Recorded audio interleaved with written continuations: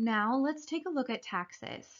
Understanding the ins and outs of how taxes work can play a huge role in you being able to save money on them.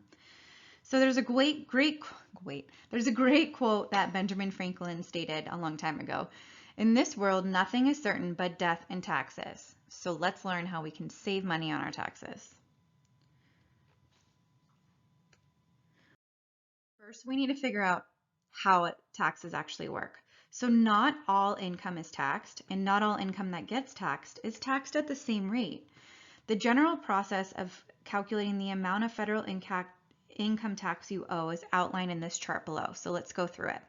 So the steps to calculate federal income tax. First, you start with calculating your gross income. So you add up all the earnings that you've made. Then you calculate your adjusted gross income. So your gross income is taking, or your adjusted gross income is taking the gross income minus any adjustments. And we'll talk about what can be adjustments in the next slide. Then you calculate your taxable income. So you take your adjusted gross income and subtract any deductions, either the standard or itemized, and that equals what amount of your income can be taxed. So again, we want to try to get it where we have as many deductions as we can and adjustments so that we can get that taxable income lower. And then you'll calculate your taxes using a marginal tax table that I'm going to show you. So you'll calculate them from, it'll be dependent on your filing status and how much you make for how much you owe in taxes.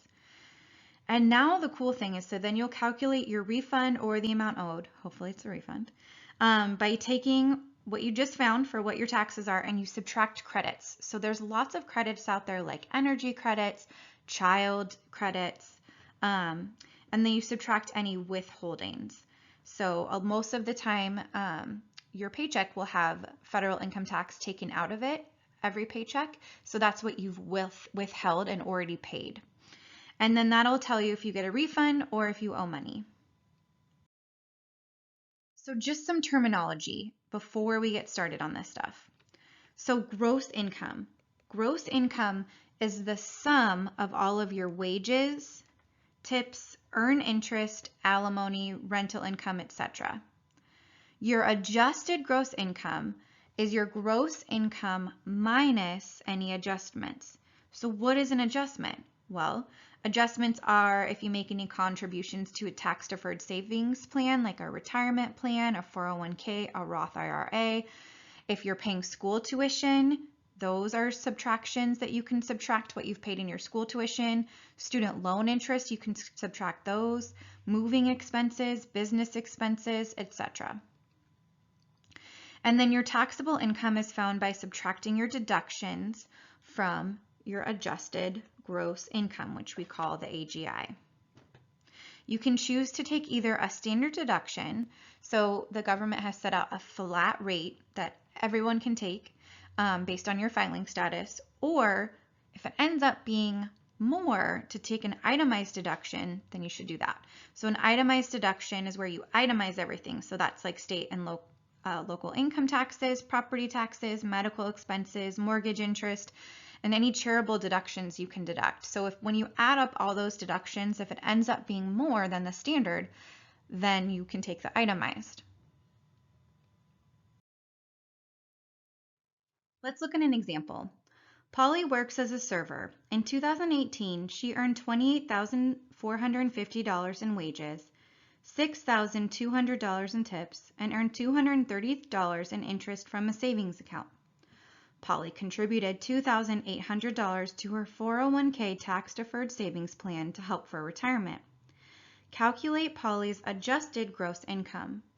So let's first remember how to find the adjusted gross income. So that's first calculating your gross income, which is summing together all of your earnings, and then taking that gross income and subtracting the adjustments gives the adjusted gross income. So let's figure out her gross income first. So that's adding up all of her earnings.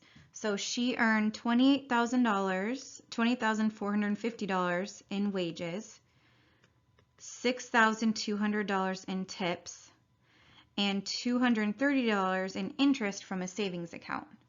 So in total, Polly earned $34,880. So her gross income is $34,888.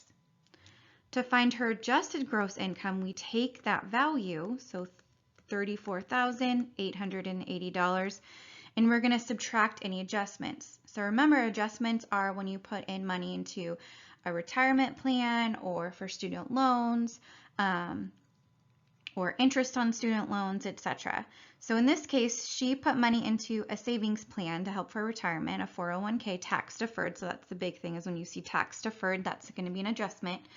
So she put in $2,800. And what tax deferred means is that you don't get taxed on that money right off the bat. You'll only get taxed once you take it out of that account. So we're going to subtract $2,800 from that, and we get $32,080. So again, to find that calculated gross income, you add up all of the amount of earnings that she made, including an interest. And then for finding the adjusted gross income, you subtract out any adjustments, so like tax deferred savings plans for retirements or student loans, etc.